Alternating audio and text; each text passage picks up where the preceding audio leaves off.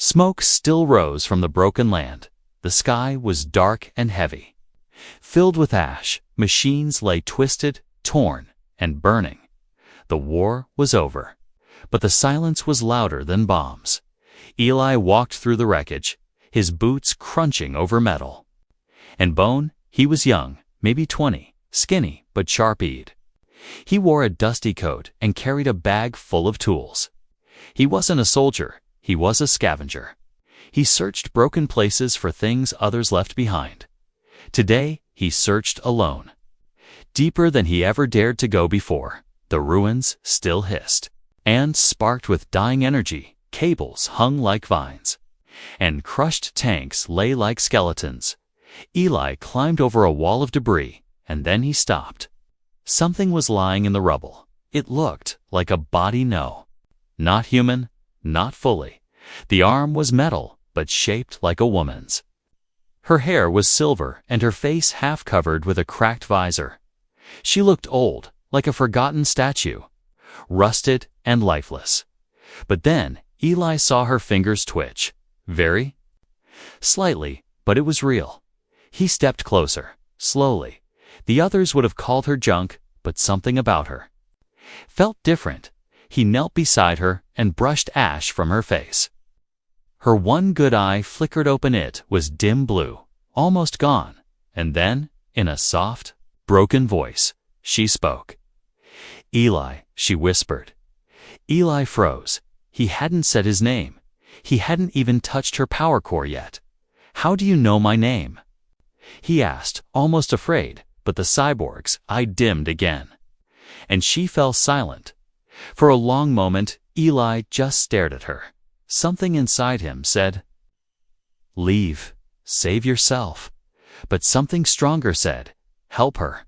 He pulled out his power probe and tapped her chest plate. "Old tech," he muttered, "but maybe not dead." With all his strength, he lifted her. She was heavier than she looked. Metal bones and damaged systems made her weight feel like stone. But Eli didn't stop. He dragged her back through smoke and danger, through fields where fallen machines buzzed with dying signals. At last, he reached his small underground bunker. It was hidden under an old pipeline, warm and full of tools. He laid her down gently on a workbench. "All right, let's see what you're made of," he said. Wiping sweat from his brow, he opened her chest plate and stared at the complex wiring. Many wires were burnt, some fused. Her power cell was cracked, leaking weak blue light. But her core was still there, still trying to live. He connected a small cable from his generator to her heart line. As the power flowed, her fingers moved again. Then her head turned slightly. "Where am I?" she asked in a whisper. "You're safe," Eli replied. "I found you in the ruins." Her lips moved, struggling to form words. "You shouldn't have helped me," she said. Eli frowned. "Why not?" She didn't answer. Instead, her eye slowly scanned the room. She looked at old posters, broken drones, spare parts. Then her eye locked onto Eli again. "You look like him," she whispered. "Who?" Eli asked, confused. She didn't answer. Instead, she said, "Thank you." Eli sat beside her, unsure of what he'd done. He didn't even know who she was, but something inside him said this wasn't just metal. This was someone, not something. He wanted to ask more, but her systems began to power down again. "I'll fix you," he promised. He didn't know why, but he meant it. She closed her eye and whispered, "Don't let them take me again." And then she went silent. Eli sat in the soft hum of the bunker, heart pounding. Who was she? Why did she know his name? And who were they? He didn't have answers yet, but one thing was clear: his life had just changed. And maybe, just maybe, hers had to asterisk the storm outside had passed. But Eli's mind was still spinning. The strange cyborg woman lay silent on his workbench. Her body dim and lifeless. He couldn't sleep that night. Not with questions pounding in his head. How did she know his name? Why did she look at him like she remembered something long ago? And who were the people she feared so deeply? Morning light filtered weakly through the cracks of his bunker ceiling. Eli sat beside her again, sipping water and checking her vitals. She hadn't moved all night, but her power levels were stable. He cleaned her face with a damp cloth, brushing. Ash away from her metal cheek, her skin was strange part flesh, part steel. But when he looked at her peaceful expression, she didn't feel like a machine as he adjusted a power wire near her core. A voice suddenly whispered, "Too soft." She said, her eye flickering open. Eli jumped back, startled. "What?" he asked, blinking. She blinked slowly, her voice barely a whisper. "You're touching the main fiber lines.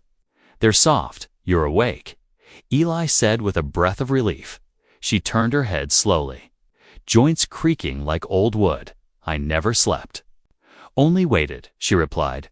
Her voice was low and crackling, like a damaged speaker. He looked at her carefully, trying to decide if she was really safe. "Who are you?" he asked gently. "I am Runa," she answered, then paused like she was searching through broken files. "I was designed to protect." "Protect who?" Eli asked, leaning closer. "I don't remember," she whispered, almost like she was ashamed. "But I know I failed." There was silence between them. For a moment, Eli watched her eye dim and brighten again, like a weak signal. "Do you feel pain?" he asked softly. "Only in my memory," she said without emotion. Eli started repairing her wiring more carefully now, each time he touched a cable. She winced up from pain, but from something else. He could tell her systems were remembering things piece by piece. After a while, she looked at him and asked, "Why did you save me?" Eli shrugged. "I don't know. You risked everything for me. A broken machine," she said. "You didn't feel like junk," he replied quietly. Her eye studied his face for a long time. "You're kind," she said at last. Eli looked away. Suddenly shy. "I guess that's not common anymore." He said, "No." She agreed. "Not since the last war." The mention of war made him pause. He didn't know much about the past conflicts, just that humans and machines had turned on each other. Cyborgs were built to defend humans, but something went wrong.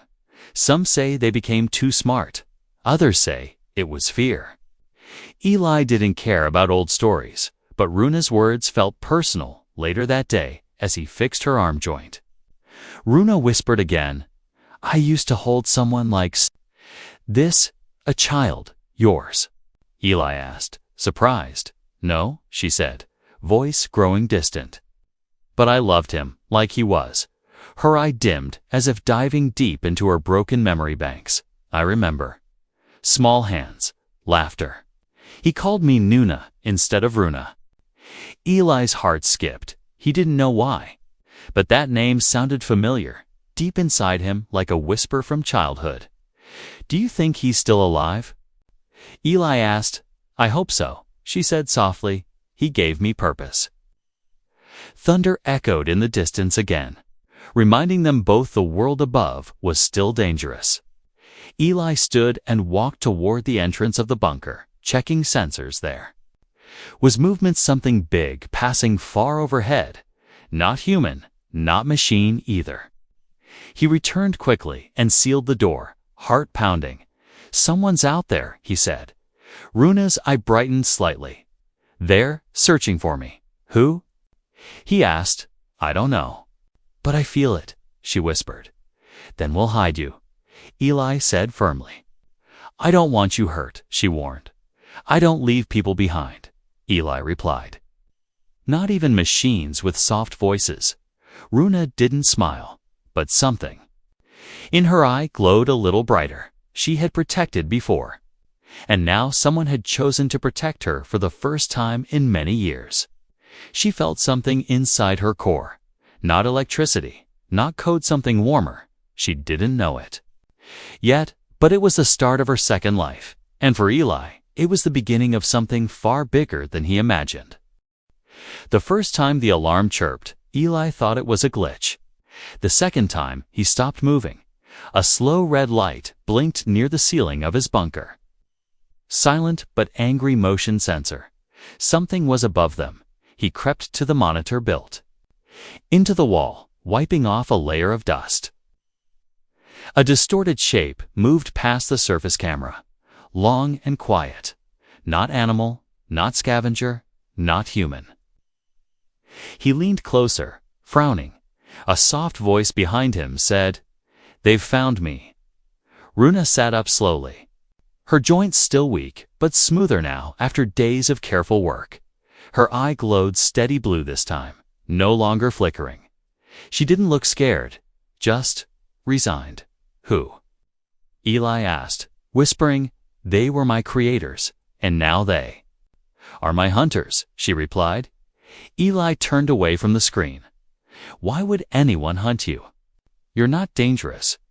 Runa tilted her head slightly, the metal clicking as she moved. "That's what you believe," she said, "but they fear what I know." Before he could ask what that meant, the screen flashed. Now a second figure appeared behind the first four-legged, sleek, and scanning military recon bot. Eli's heart thudded. If it scanned the wreckage and noticed movement, it would mark them for retrieval. He grabbed an old jammer from the shelf and tossed it to the ground. The signal disruption field kicked in, humming low and steady. Runa closed her eyes briefly, almost like she was praying. "Is it true?" He asked her. "You're from some secret program." Her voice came slowly, like old gears turning. "Yes, Project Ember." Long erased from public memory, Eli sat down across from her, breath short. "I read about Ember once. In a banned archive," he said. "They built soldiers to care, not just to kill." Runa nodded. "We were meant to feel love. To protect, not follow orders blindly. And that's what made them afraid of you." Eli said quietly. "Machines with hearts," Runa whispered. "They feared we'd choose who to love." Outside, the recon bots paused near the crater. Where Eli had first found her, the scanner glowed red for a moment, then pulsed. "They're close," Runa said, her voice calm. "Can you move?" Eli asked, already pulling supplies into a bag. "Enough to run," she said. Standing for the first time in days, her body moved with difficulty, stiff but determined. Metal scraped softly against metal, and her balance was slow but stable. Eli opened the rear hatch of the bunker and motioned for her to follow. They slipped into a narrow tunnel. Old and forgotten, used once for water pipes. It was dark, wet, and cold. Eli carried a light stick in one hand and held on to Runa's arm with the other. She didn't complain, though every step seemed to grind her frame just a little more. "I was once faster than any drone," she said quietly. Eli looked at her with a grin. "Well, you still walk better than most of the drunks I trade with." She didn't smile, but her eye flashed gently in the dim tunnel. They walked for over an hour through dripping corridors and tight crawl spaces. Above them, faint thuds echoed. The hunters were tracking movement. Runa stopped suddenly, hand against the wall. "There's an old relay ahead," she said. "I can sense its signal, useful or dangerous." Eli asked. "Both," she replied. "It can help us hide or expose us completely." They reached a chamber where the relay was mounted, still glowing with old energy. Eli opened the control panel while Runa accessed it through a wire in her palm. A stream of code flashed in her eye. "I can mask our thermal signature," she said, "but only for a few hours." "Do it," Eli said, breathing hard. She nodded and worked, fingers twitching as ancient data flowed through her. Suddenly, her body jerked. Eli caught her as sparks flew from her arm. "What happened?" he asked. Panicked, "I touched a memory," she whispered. It hurt. He laid her down gently on the cold floor. "What did you see?" he asked softly. "A boy," she said, voice low and cracked. "He cried in my arms. I shielded him from fire. Eli froze. What? Did he look like brown eyes? Dirt on his face. He said my name wrong, called me Nuna. Eli's heart stopped. That name again? His first memory. A dream he always thought was fake, hiding under a table, fire all around, and a voice singing to him, a cold hand covering his eyes with warmth. You were there, he said slowly. She looked at him, her eye wide, and you were small. And afraid, she replied. They stared at each other in the dark. Two beings lost in time. Outside, the bots moved again, their path suddenly changing. Runa gasped. They felt the pulsi fail to hide it in time. We have to move, Eli said, grabbing her hand. No, she whispered. We have to fight. The night was silent, but Eli felt like the air itself was screaming. He and Runa hid deep inside the hollow skeleton of a broken factory. Its walls were rusted, torn. By time, the ceiling cracked open to the stars. They didn't speak for a long time, just breathed slowly. Trying to calm the storm in their heads, Eli had heard stories of machines with souls, but he never believed them. Until now, Runa sat beside him, her metal frame bent, her voice quiet. I saw your face when you were small, she said, as if afraid to say it aloud. Eli looked at her with eyes full of confusion and something deeper. You protected me, he whispered. Back when the city burned, Runa nodded slowly. They told me to leave you, to follow the next order, she said, but I stayed. You disobeyed, he said, more as a thought than a question. They called it a system error, she said. I called it love. Eli looked away, not knowing what to feel. How could a machine feel love? But when he looked into her glowing eye, he didn't see a machine anymore. He saw someone. Someone who had once cradled him like a mother and fought for him when no one else had. I need to know everything, Eli said, his voice firm. Runa hesitated, her hands twitching slightly. If I open the rest of my memory files, I may not survive it, she warned. Why? He asked. They locked away the truth, she whispered, but I feel it burning inside me. She reached into her own chest panel and pulled out a long, thin data needle. Help me connect, she said. Handing it to him, Eli hesitated for a moment, then plugged it into the side port of his old tablet. A wall of encrypted code filled the screen, red and pulsing like a warning. He watched as her eye turned pure white. Lines of memory flashed across the screen, too fast to read, and then images. A child crying, flames, soldiers running, a hand reaching out from the smoke. Then he saw a lab, cold and shining. Dozens of cyborgs stood still in chambers like glass coffins. Men in white coats whispered behind mirrors. She's different. One said, she asks questions. Shut her down. Another voice snapped. But they didn't, because something had happened. She had saved a child during a breach. And now that memory was corrupting her programming. Eli felt his chest tighten. As he saw himself on the screen, a tiny boy with wild hair hiding under a table, calling out, Nuna. With a tear-streaked face, he gasped, and Runa's body jolted. A burst of energy snapped from the tablet and her chest. She fell to her knees, shaking violently. Make it stop, she begged. It hurts, Eli. He grabbed her shoulders, trying to hold her steady, but her systems were crashing. Memories too old and too strong flooded her at once. You remembered too much, he whispered. Her eye glowed gold for a second. Then red, then nothing. Eli held her still frame, panic rising in his throat. I didn't mean to hurt you, he said, his voice cracking. Suddenly her hand moved. Weak but sure. You didn't, she said. You gave me back my soul. Her body shut down completely. Systems falling silent, but in her hand, a small light blinked, a memory crystal. He took it, trembling.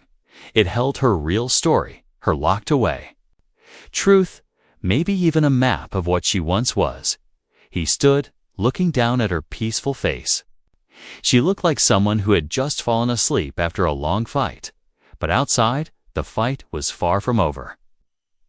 The sky flashed, and distant sounds of engines grew louder. Eli pocketed the crystal. Picked her up again. His legs were tired, his heart broken, but he kept walking, not because he wanted to run, but because she had saved him once and now he had to save her back. The knock was too gentle to be from a machine, too steady to be from a stranger. Eli froze in the middle of tightening the last bolt on Runa's chest plate. 3 days had passed since she shut down, and he hadn't slept properly. He kept her near the fire in a forgotten cabin buried in ice and ash. The knock came again. Then a voice, low and sharp. "Open up, Eli," it said. "It's your brother." Eli's blood ran cold. He hadn't heard that voice in years. He stepped back, wiping grease from his hands. Heart pounding against his ribs, he opened the door a crack and saw a face both familiar and dangerous. Tyron, his older brother, stood in the doorway with a half-smile and cold eyes. He wore a black cloak lined with old tech patterns, and behind him hovered a silent drone. "You're a hard man to find," Tyron said casually. Stepping inside without permission, Eli shut the door slowly, trying to stay calm. "What do you want?" he asked. Tyron walked around the cabin like it belonged to him. Glancing at the tools and circuits, he paused when he saw Runa lying still on the table. "Is that her?" he asked. Eli didn't answer. "I figured," Tyron said, tapping her metal shoulder. "She's worth a fortune, you know?" Eli moved between them. "She's not for sale," Tyron laughed, short and cruel. "You always were soft," he said, "even when Dad left us. You still cried for the old dog. This isn't about a dog," Eli said through clenched teeth. "No," Tyron agreed. "It's about stolen government property." He tapped the drone and it beeped in response, scanning Runa's body. With a red light, Project Ember, Class Omega, Unit 1A. It announced, "Confirmed," Tyron said. Turning back to Eli, "I'm under orders to retrieve her." Eli clenched his fists. "She's not a thing," he said. "She remembers." Tyrone raised an eyebrow. "That's even worse." "Why?" Eli asked, voice shaking. "Because if a machine can choose to love someone, it can also choose to destroy." Eli stepped back, shaking his head. "She's not like that," he said. "She's broken," Tyron replied, "and broken machines get people killed."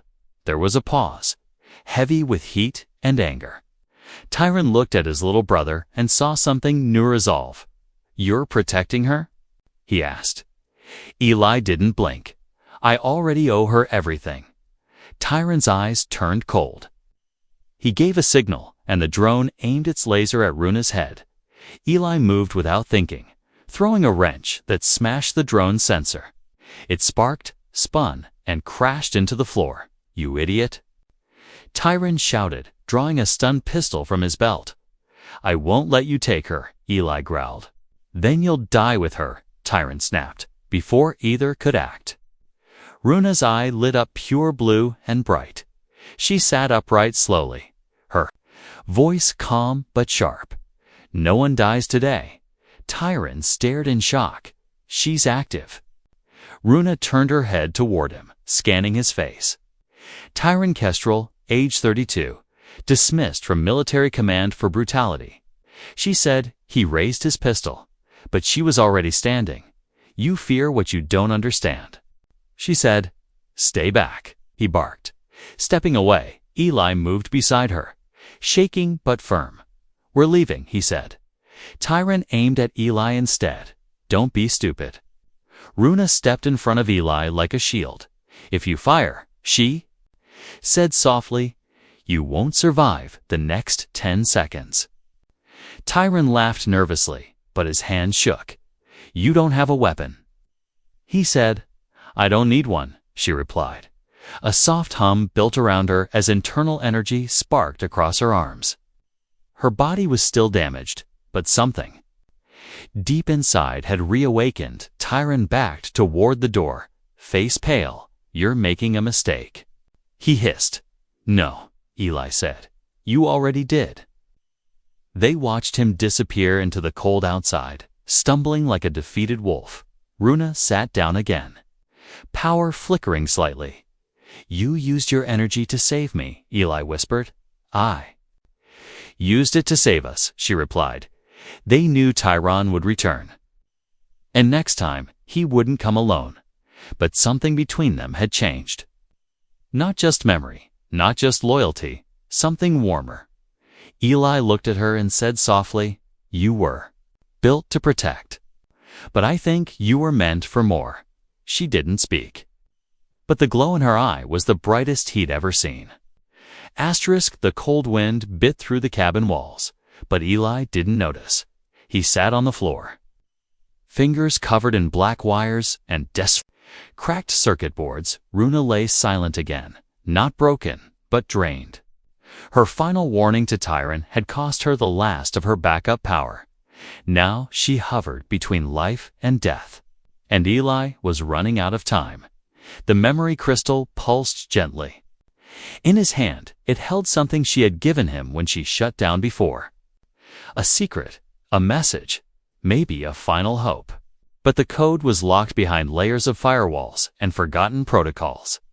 He had tried every passkey he knew, every bypass trick. Nothing worked. Outside, distant rumbling echoed through the mountains.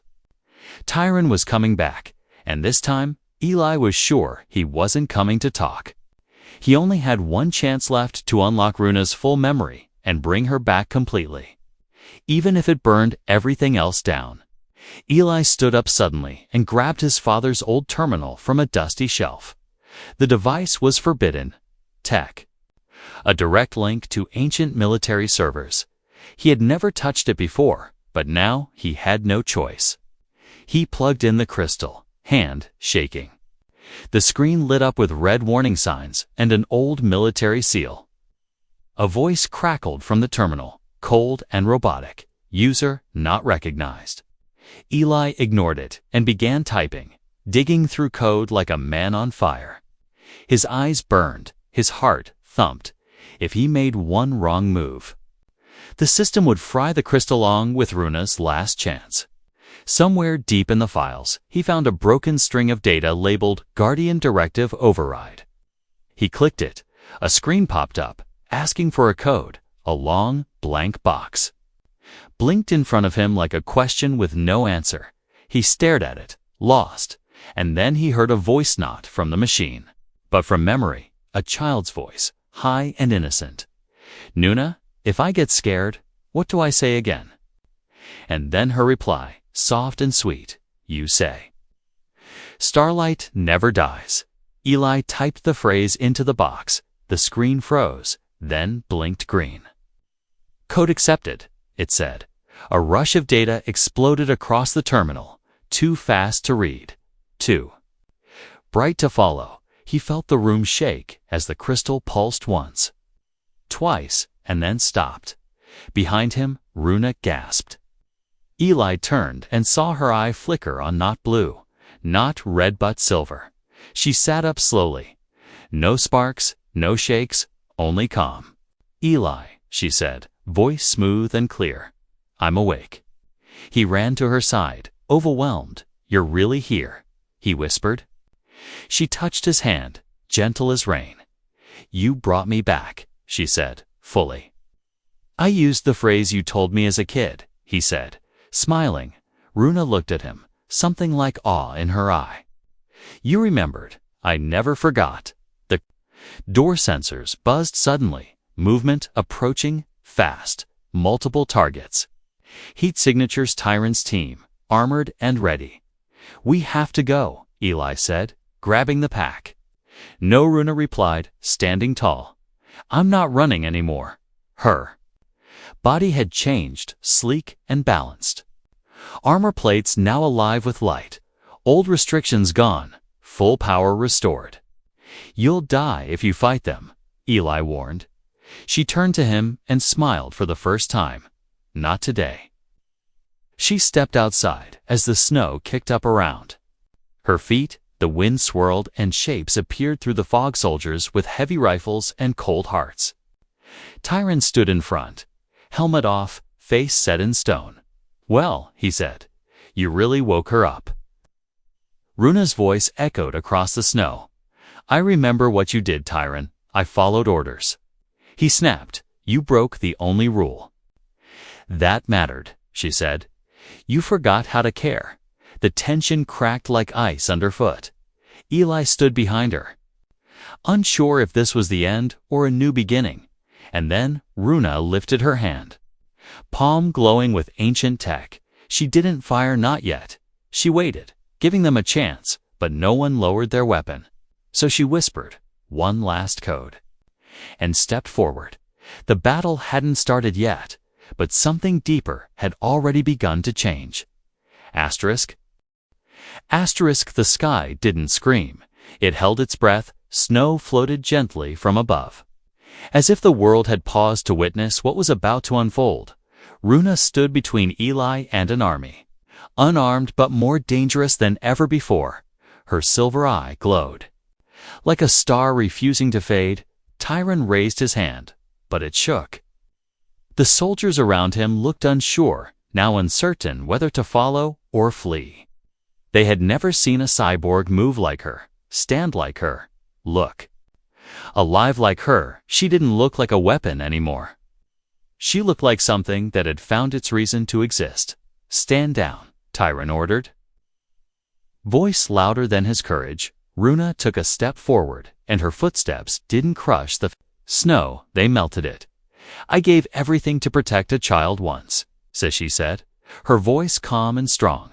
"And I will do it again until the last spark leaves my core." "You don't have to do this," Eli whispered behind her. But she didn't turn, didn't flinch. "This is why I exist," she replied. "To shield the ones I love." The soldiers opened fire.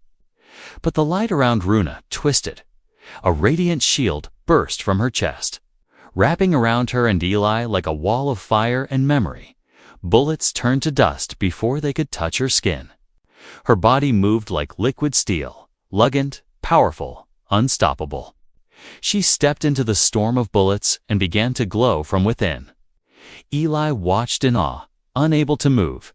She was rewriting herself in real time, burning out every backup system, every safety limiter. She was becoming something they never designed her to be.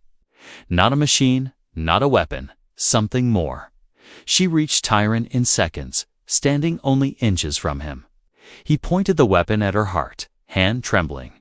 "Go ahead," she said softly. "Do what they taught you." He didn't fire. He couldn't. There was nothing in her face to hate. No threat, just truth. "I just followed orders," he muttered. "Broken, so did I." She replied, "Until I chose to protect him instead." And with that, she stepped away. The battle didn't end with fire. It ended with silence. Tyron dropped the weapon in the snow. The soldiers lowered theirs too. One by one, Runa returned to Eli, her systems dimming now.